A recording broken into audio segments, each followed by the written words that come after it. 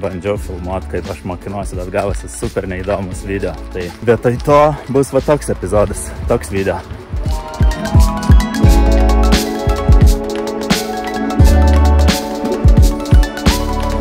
Projekčiuko migracija iš niekur, iš jokio frameworko į Laravel frameworką sekasi neblogai, lėtai, bet neblogai. Dabar jau susidūriau tiesioginę tiesiai, kaktomušą susidūriau su learning curve.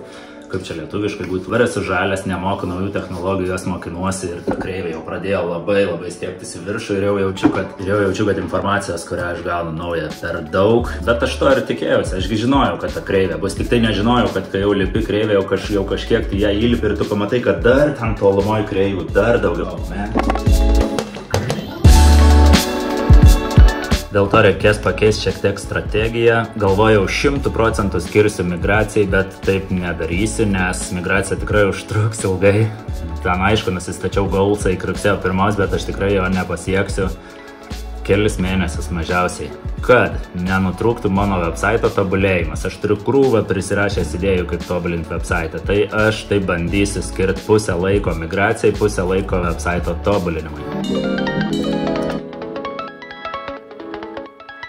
Ir viena iš sričių, viena iš vietų projekte Give Me Stats, ką aš darau, tai rašau statistinės istorijas. Ir stengiuosi jas rašyti automatiškai, automatiniu būdu. Pasirašau queries, juos sušedulinu, query ranina ir tikrina, ar tarkim yra žaidėjas, kuris vakar įmetė 50 taškų, parašyk stat story. Ar yra žaidėjas, kuris šiam sezone jau pasiekė 1000 taškų ribą ir jis yra pirmasis šiam sezone tai padaręs, parašysi stat story ir taip toliau.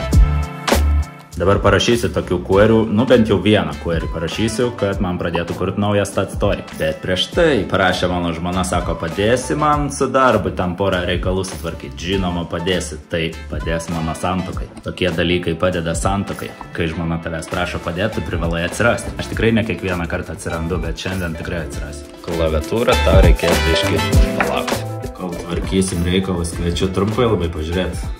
Koks nuobodus video gavosi, kur aš rodau, kaip mokinuosi. We interrupt our program to bring you this important message. Buvo komponentai, kas tai? Mygtukai. Ką aš darau, kodėl aš nesinaudoju Vue.js dokumentaciją? Šiandien yra diena, kai į galvą kemšu labai daug naujos informacijos. Kaip tau mano kabelių management? We return you now to your regularly scheduled program.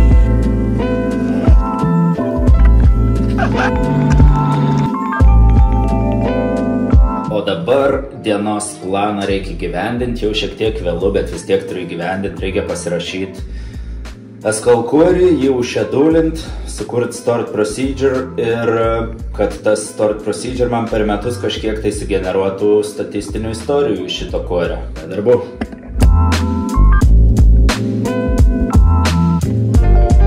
Pasirašiau query, gavosi jisai nemažas, 104 eilutės, 17 18 beveik tūkstančių simbolių. Gali čia tiek būti? Tai žodžiu, pasirašiau query ir jį užšedulino, jis dabar ranins kasdien ir man generuos stat stories, kaip ir naujienas, bet čia tokios biškai kitokios naujienos, negu kad įprasti krepšinio portalai postina. Tai štai pavyzdžiui. Paskalis Jakamas, davai, ką nors kitą paieško, Markusas Howardas. Markusas Howardas logino tiek taškų, tiek field goalsų, lydino Baskonę taškui per rungtynės, field goalsai 3 taškai, dar lydino free throws percentage, blokų daugiausiai gavo komandai. Tai va tokia statistinė istorija. Parašytas queris, tiksliau perrašytas queris, šiek tiek patobulintas, neparašytas nuo pradžių. Tai jis man automatiškai sugeneruos per metus apie nuo 50 iki 100 tokių naujienų. Tai man nieko nereiks daryti, užšedulinau stored procedure, jis paranino, jis sukuria šitos stat stories ir papostina į mano puslapį. Visai kitai. Oi, šuniukas. Gerai, dabar pašnekam apie migraciją į Laravel frameworką. Irgi sekasi neblogai, pavyko susikurti. Čia yra defaultinis Laravel puslapis, welcome puslapis, login register, čia reklama kažkokia Laravel. Ir šitam puslapį sugebėjau pasirašyti kodą, kuris iš pradžių susikūriau API endpointą, pakolinu jį, gaunu rezultatus iš duombazės ir juos atvaizduoju va čia lentelėje. Tai super awesome. Va čia, aišku, gaunu kažkokių tai warningų, kuriuos reikės pasižiūrėti, kas čia per warning. Spėti atsigerti.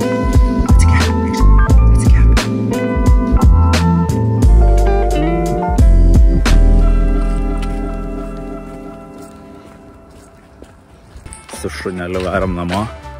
Šiandienos sesija baigta, beveik vidurnaktis. Gera sesija, šiandien gera diena. Šiandien labai gera diena.